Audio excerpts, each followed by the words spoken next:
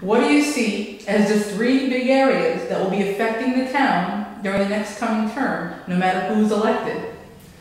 Well, it's the biggest one, which is probably ties to all of them, is the current fiscal condition of the town. Currently, the residential tax base is about almost, I think it's over 80%, almost 82, 83% of the revenue generated for the town comes out of the residential tax base. That's either single-family homes or multi-family residential homes. Our commercial tax base has denigrated over the years, and it's actually is in very. I think the commercial tax base is about 10 to 15%, somewhere in there, and it's unsustainable to have that type of liability balance between the residential homes and the commercial tax base. So. The first thing that actually, if you've been in the town for a length of time, over the last 10 years, your tax has probably gone up 50 to 60%. And without tending to the commercial tax base in the town, that trend will continue, and it's basically unsustainable. On the campaign trail, I see people who say that due to the depressed real estate market, they can't sell their homes, but they can't afford to stay as well. And I think that is tending to the commercial tax base is priority number one. And so the challenges for the town are to, in the coming years, is to revitalize that commercial tax base while balancing against that the environmental concerns and the character of our town, which we hold so dear. And so that's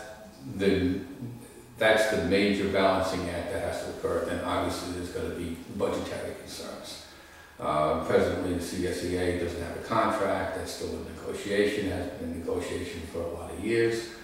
So there's expenses that the town has to deal with that are fixed.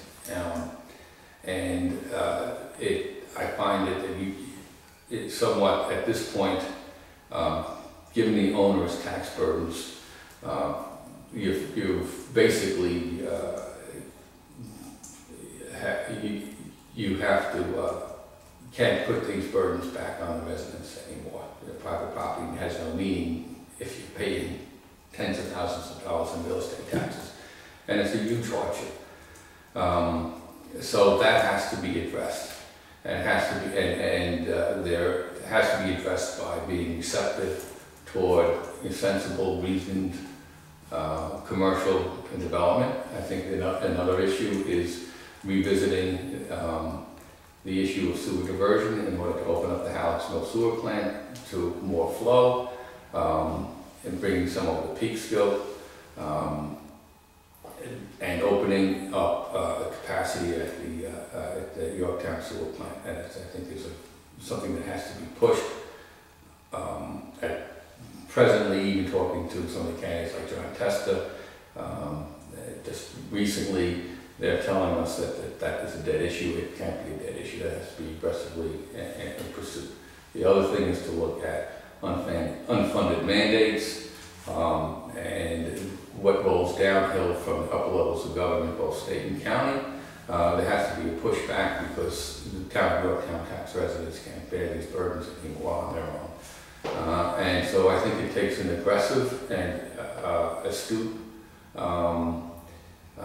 politician to be able to both create a balanced commercial development going forward, and also dealing with the upper levels of government. And I think those are major issues. Okay.